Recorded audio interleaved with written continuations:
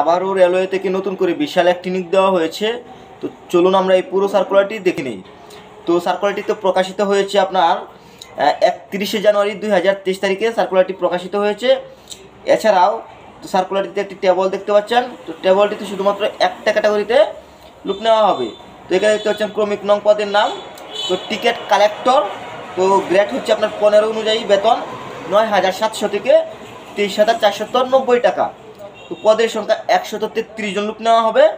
এছাড়া বয়স সীমা 18 থেকে 30 বছরের ভিতরে যারা আছেন তারা কিন্তু চাইলে আবেদন করতে পারবেন। এছাড়াও পেজটি দেখতে পাচ্ছেন শিক্ষাগত যোগ্যতা, যারা এইচএসসি পাস করেছেন তারা কিন্তু চাইলে আবেদন করতে পারবেন। তবে একটা জিনিস খেয়াল রাখতে হবে, এখানে শুধুমাত্র এইচএসসি পাস যারা করেছেন তারাই আবেদন করতে পারবেন।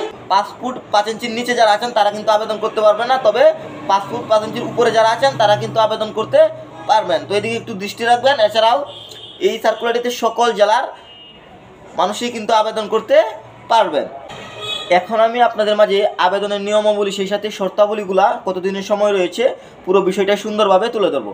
তো অবশ্যই ভিডিওটি মনোযোগ সহকারে দেখতে থাকুন। তো পেজটি দেখতে পাচ্ছেন অনলাইনে আবেদনের পদ্ধতি হচ্ছে br.ted.com.bd, এই লিঙ্কের মাধ্যমে কিন্তু আপনার আবেদনটি করতে হবে। এছাড়া আবেদনের লিঙ্ক এবং কি সার্কুলারের লিঙ্ক আমার ভিডিও ডিসক্রিপশনে দিয়ে দিব, আপনারা সরাসরি প্রবেশ করে কিন্তু আবেদন করে নিতে পারবেন।